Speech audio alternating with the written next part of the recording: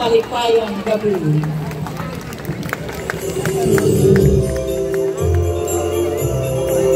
Lighting of the holiday tree. Sukran and sampu saman kamayo. Sampu saman kamayo tibo. Thank you very much. And indeed, it's a call for celebration. So a round of applause para sa ato. So ngayon, tama ang inguro, pisa nagkalahi-lahi kita og tinuhan. Usa kita nagahiusa og paglaom alang sa kayuhan natong tanan. Indeed, the whole family comes for unity here in the city of Harmony. Palakpakan nato ang mga busa. Nice, no? City of Harmony, ang galing. So basta maraming nicknames itong Tagum City. City of Harmony, City of Durian, City of Festivals. Ma'am Alma Uy for choosing me. Sa marami, no? Nakakatuwa lang, di ba? Nakakatuwa na na yung syudad na to is hindi lang isa yung hinahawak ang parang titulo, no? It is my pride and honor to represent you all. And of course, nagpasalamat ko sa kanatong City Councilor CTFMR Honorable Dato Eric I. Perez para sa kanmong pagtugon. Inubanan sa kanatong mga biya ang Dato IP Federated of Residents sa kanatong Tagum City Barangay Tribal Council of Tagum. Sa makausap ka, maraming kasalamat kamayo. It is my pride and honor to represent you all. So ito bali gusto ko lang i-emphasize ba or parang parang i-highlights itong napapansin ho natin sa Tagum City. Ngayon na itong lugar, itong syudad ho nila is napakabigatin. Alam niyo yung napakaastig ng mga equipment nila mga gamit nila during mga gatong event. Kasi tinan mo, dahil talaga nilang ibig sabihin. Meron silang sariling gamit. For example, ito, mga camera, di ba? So, dinaig nila yun. Para silang na rin, mainstream media.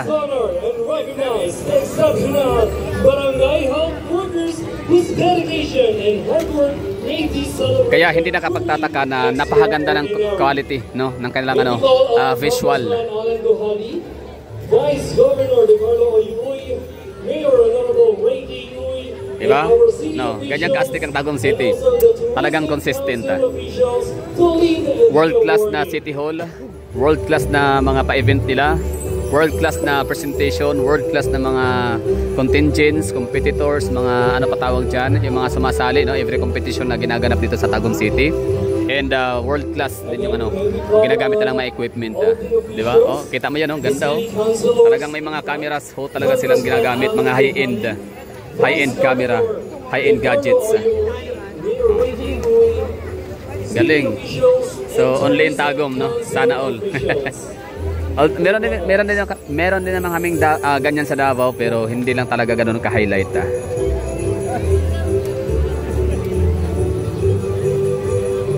So ibig sabihin yan, kung gusto niyo talaga ng nightlife, event, leisures, no? O ano pa ba tawag diyan? Maaring i-consider nyo rin ang Tagum City. Ano lang siya, 120 pesos ang pamasahe sa bus papuntang Tagum City from Davao. Ang biyahe kapag traffic 5 hours, pag hindi naman traffic 2 hours. Di ba? Ganda ng mga equipment nila, gamit. Talagang may budget sila, Ganyan kaastig ang Tagum City. Hindi sila pipitsogin na syudad. Ang galing lang. Who will be leading us to the awarding?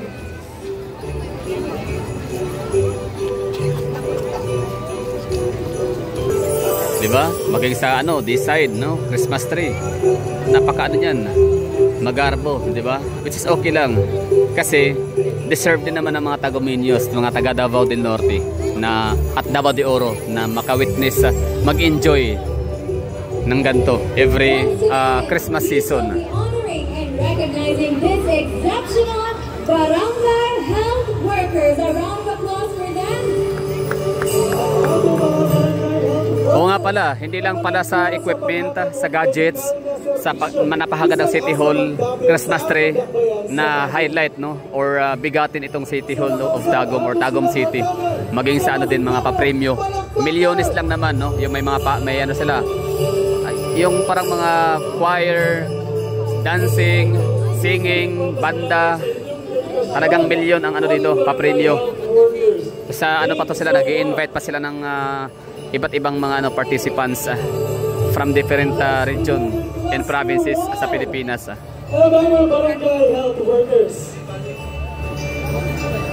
Meron din silang ano, cultural museum, ang ganda rin, no?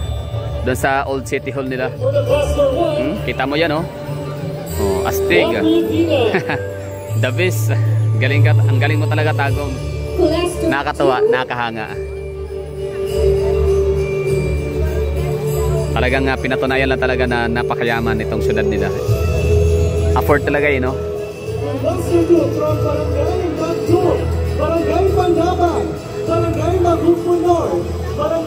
So ano, excited na ako or inaabangan ko tong ano nila,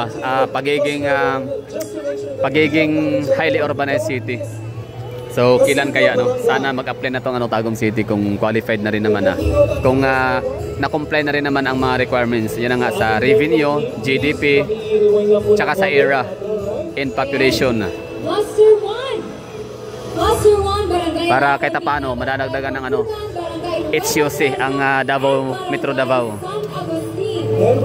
Tapos ano naman, Panabo City, Indigo City, no?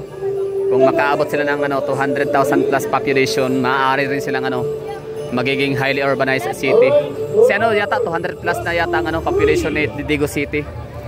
So pwede na siyang ano ihirangin or i-declare or ano, pwede siyang mag-apply as highly urbanized city. Yun nga lang, I doubt sa kailang GDP, revenue, income kung pasok ba sila sa pagiging ano highly urbanized city. So kunyari mangyari yung tatlong ano syudad na yon na nabanggit ko, Tagum City, Panabo City, Digo City is magiging highly urbanized city. So magiging ano tayo dito, apat na metro cities sa ating metropolitan areas or sa ating Metro Davao. Barangay Visayan Village, Barangay Magugpo South, and Barangay Magugpo Poblasyon. So, kita mo yung ano nila, oh, mga equipment, talagang may mga tauhan, di ba? May mga casting sila, may mga director, di ba? May mga cameraman, di ba? May mga director, lighting director, musical director, floor directors, ang dami. So ganyan ka-astig ang Tagum City. Oh, yan si Zero, di ba? Para lang talaga silang ano, no? Mainstream media. And for our Cluster 5, we have Barangay Mataon, Barangay Penukutan, Barangay Tingkungan, Barangay Libuganon, Barangay... Di ba? Astig, oh. Ganda ng ano nila eh. Visual eh, no? Visual representation or ang tawag dyan. Presentation. Barangay Mantilang, Barangay Pagsabangan, at Barangay Napakalinaw. Magugpo West. Talagang may sapat na budget sila. So imbis na kurakote ng ano nila, ng kanilang ano LGU, ng mga local government officials ang kapirahan ng kanilang syudad, dito na lang inilagay, no, inilaan sa pagpapaganda, pag-beautify ng kanilang ano syudad. So kudos, no, congratulations sa mga taga-Tagum. You are also in the right place, no. So kung kami mga taga Davao, swerte kasi nasa Davao kami nakatira. Meron din kaming magagaling na mga local government officials. So congratulations din sa mga taga Tagum City kasi ano din, no, nasa magandang lugar din kayo, no. Oh, ayos, no, talagang ano, solid ang taxpayers money. Solid yung mga negosyante na nagbabayad ng tickets, mga nagbabayad ng mga tax, di ba? So yung mga residente ng Tagum City na kumukuha ng sidula, sinisingil. So sulit kita paano kasi dito napupunta yung ano pera nila. Isa to sa napupuntahan. So talagang magandang proyekto at programa ng syudad na mapapakinabangan ng lahat, mai-enjoy ng lahat from all walks of life. So kita tayo dito siguro, parang gusto ko na mag-explore, pero parang tatanong muna natin kung meron ba silang pa-fireworks display ngayon. So yun, tinanong ko na yung mga taga-tourism. So wala daw, walang fireworks display na aabangan. Kaya ano na tayo, move out na tayo dito sa area. Tapos explore tayo sa ibang lugar. Kasi hindi lang kasi ito ang magandang lokasyon. Hindi lang kasi ito yung magandang lugar or portion or area ng Tagum City para tayo ay mag-enjoy, no? Para tayo ay ma-entertain. Meron din silang mga night markets. So yun ang pupuntahan natin. Tsaka balita ko, meron na rin silang ano, Starbucks. So baka pwede natin puntahan ang Starbucks ngayon, no? Pwede natin ano, pasyalan. Kung anong hitsura ng Starbucks nila. Pero syempre, pasok muna tayo dito sa ilalim ng ano, Christmas tree.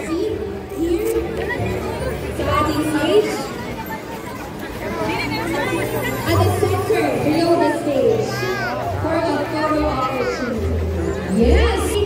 Hinagyan natin na-capture kining momentous event to give thanks sa inyong walay bungas na serbisyo, mga tagumenyos.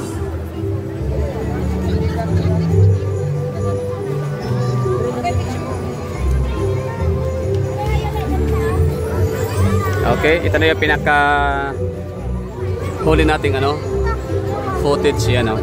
Kita na ho natin. So estimated ko talaga to nasa mga ano, ilang metro ba to? Nasa siguro, yun na nga, 70 meters. Pwede, no? 50, 70, 60 meters. Nabago na, no? Kanina ang bracket ko ay nasa 60 hanggang 90. Ngayon bubaba yata para nasa 50 na lang hanggang 80 meters tall.